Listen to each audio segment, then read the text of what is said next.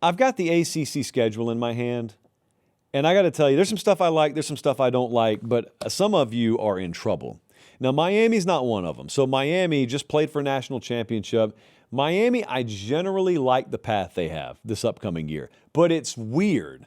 So Miami's schedule, if you're looking at the slider Bradley just put up, you can't tell that their first 3 games are non-Saturday games.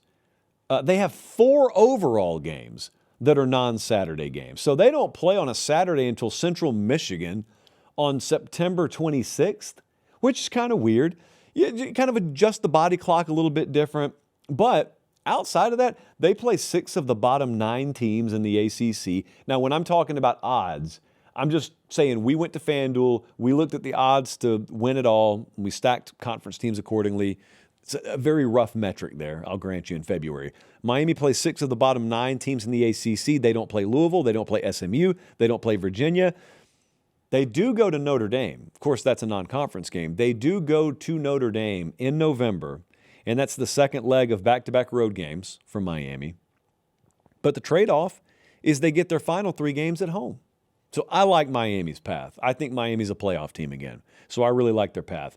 Florida State has probably the toughest schedule in the ACC.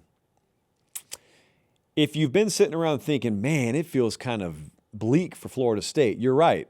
But then if you were sitting around thinking, maybe they'll get a little reprieve from the schedule maker.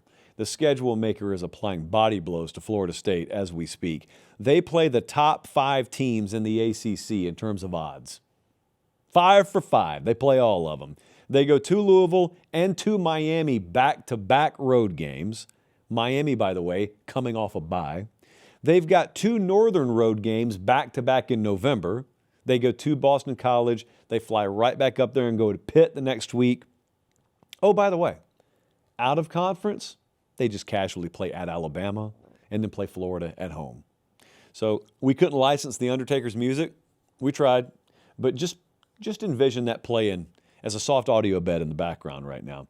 Georgia Tech, I think, has a pretty tough road. So first off, Georgia Tech plays 11 Power 4 teams. Not many Power 4 teams play 11 other P4 teams. And not that it has to do with schedule, but like Haynes Kings moved on. Buster Faulkner went to Florida, so you're replacing an OC quarterback combo there. Your backup quarterback left as well.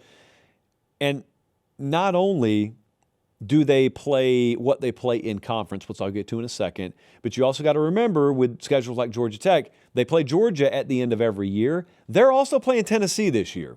Hey, quick time out here. Are you subscribed to the channel? It doesn't cost anything. It's free. Please do it. It helps us maintain the show at this level. That's it. That's all I got. Back to the clip. So they play 2 big-time SEC teams in out-of-conference play. Now, what this could be is it could be a situation where they also play Colorado. I didn't even mention that. They play Colorado to start the year.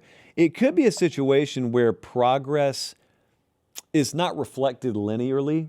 Like this schedule is tough enough to where just 50,000 foot, Georgia Tech does improve a little bit this year, but their record is off from last year just because the schedule is tougher. But the other thing to look at, if you'll look at this and you'll look at the ACC portion, it's not the toughest draw in the world. They don't play Miami. They don't play SMU. They don't play Virginia. Because of those 3 real high-profile out-of-conference games, it kind of fools you into thinking, oh, man, Georgia Tech's going to be buried. Hey, they could lose all 3 of those out-of-conference games, theoretically, and still go play for a conference title. So something to keep an eye on there. I think Louisville feels the same, but Louisville even more so feels like this to me because Louisville is going to play Ole Miss in an out-of-conference game. They're going to play Kentucky as they do every year. So they bookend their season with out-of-conference games against the SEC. But outside of that SMU game in week 3, they play 6 of the bottom 7 teams in the ACC odds, which means no Miami. It means no Clemson. It means no Virginia. And so Louisville. They play in Nashville, by the way. They play Ole Miss in Nashville to start the year. They could lose a game in week 1, be kind of off the radar a little bit, and then maybe they play SMU in week 3 and lose. Maybe an underdog there. We'll see. And then they're really off the radar. There's a world where Louisville starts 1-2 and everyone writes them off and they go on and play for a conference title. Stanford, very few truths in this uncertain world, but one of them is I don't think Stanford's playing for a conference title. Stanford is going to live in the air this year. They play not 1, not 2, not 3, not 4, but 5 games in the Eastern time zone. Stanford is on the Pacific Ocean, essentially, in Palo Alto. They play Miami, they play Louisville, they play SMU, they play Notre Dame out of conference, who is number 1 in the preseason college football playoff odds. But man, they go to Duke, they go to Wake Forest and Notre Dame back to back, by the way.